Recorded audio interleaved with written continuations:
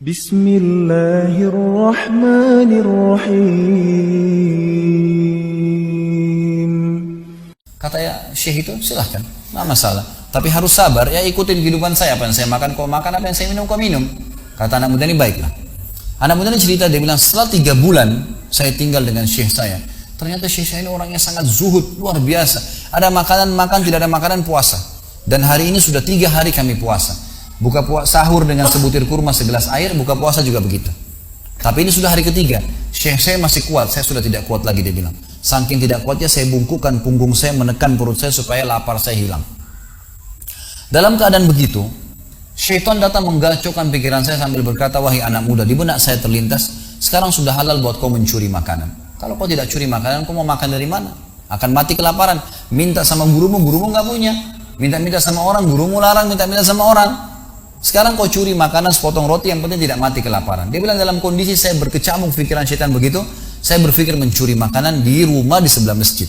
Zaman dulu teman-teman sekalian, dinding masjid tidak seperti kita sekarang ada tembok. Jadi zaman dulu itu bisa dari tanah liat, atau kalau mau kuat, batang kurma ditebang atasnya, ditebang akarnya, ditancapin, lalu didempet-dempetin. Jadi dinding yang kuat. Dan rumah orang sama masjid berdempetan dindingnya. Dia naiklah, dinding masjid dari belakang masjid, dia naik mau mencuri makanan. Di rumah yang pertama dia mau masuk mencuri di sebelah masjid, itu dia lihat ada 3 perempuan yang tidak tutup auratnya. Lagi nunun kulit domba. Dia alihkan pandangannya karena dia tahu yang bukan mahramnya haram untuk melihatnya. Dan itu bukan tujuannya, dia ingin cari makanan. Dia pindah ke rumah kedua. Waktu dia pindah ke rumah kedua, dia lihat dari atas rumah, karena pakai pelapa-pelapa kurma, jadi kelihatan nggak ada orang, tapi ada bau masakan. Karena laparnya dia turun ke dalam, dia masuk ke dapur, ditemukan ada panci yang lagi dipakai masak dengan kayu bakar. Di dalamnya ada, waktu dia buka, air yang sedang direbus 2 buah terong yang sudah matang. Karena lapar sekali, dia ambil sambil terong 1 lalu digigit. Sementara dia kunyah teman-teman sekalian, dia bilang, dia ceritakan dirinya, waktu saya sebentar kunyah dan sangat lapar, saya sudah buru-buru ingin menelannya, tapi tiba-tiba muncul ketakwaan saya pada Allah, muncul ketakutan saya pada Allah, kepatuhan saya sama Allah. Lalu saya berkata dengan diri saya, subhanallah, syaitan berhasil membuat saya melakukan 3 dosa sekaligus. Yang pertama, masuk rumah orang tanpa izin, dosa. Yang kedua, mencuri, mengambil terong itu. Dan yang ketiga, saya sedang memakan makanan yang haram. 3 dosa sekaligus.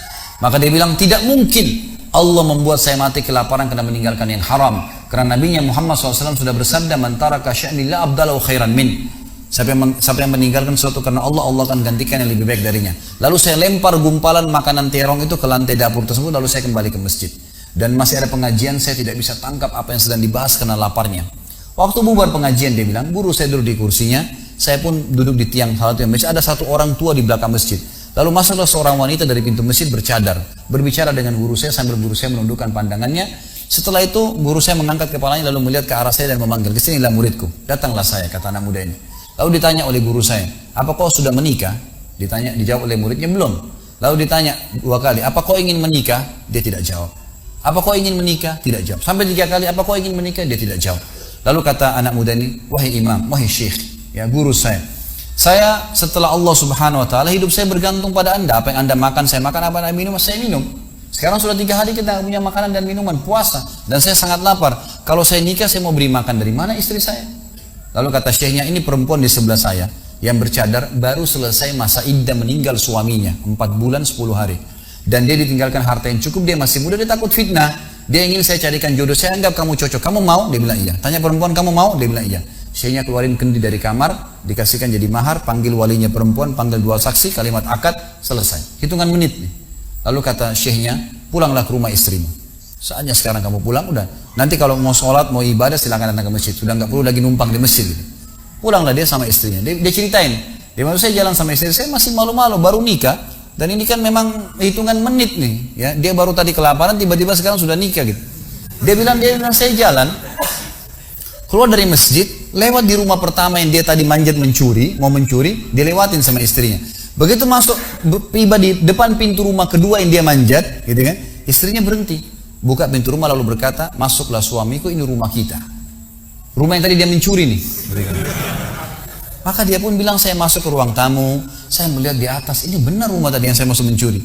Istrinya bilang, wahai suamiku, tadi saya dengar anda sudah 3 hari nggak makan, mau makan? Dia bilang iya. Istrinya masuk ke dapur, ditemukan apa? Panci terbuka, terong yang sudah digigit.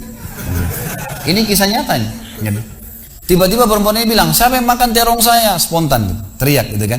Pada saat dia teriak, maka si laki-laki ini mengucapkan kalimat begini. Ini dari saksi bahasan kita. Dia mengatakan, kesinilah istriku. Demi Allah begini ceritanya. Kronologisnya saya manjat, saya turun, saya lapar, saya makan. Dan demi Allah sebelum saya telan, karena saya takut sama Allah, saya lempar ke dapur, ke lantai dapurmu dan belum kering tuh. Gitu kan. Maka perempuan ini mengucapkan kalimat. Saya berharap semua muslimah di belakang sana juga punya iman seperti ini.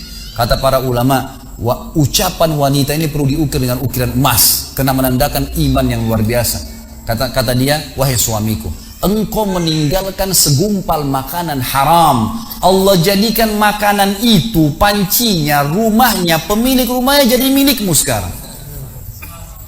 Allah bukan hanya hilangkan laparnya, makanannya dikasih, pancinya, rumahnya, pemilik rumahnya sekarang jadi milik dia.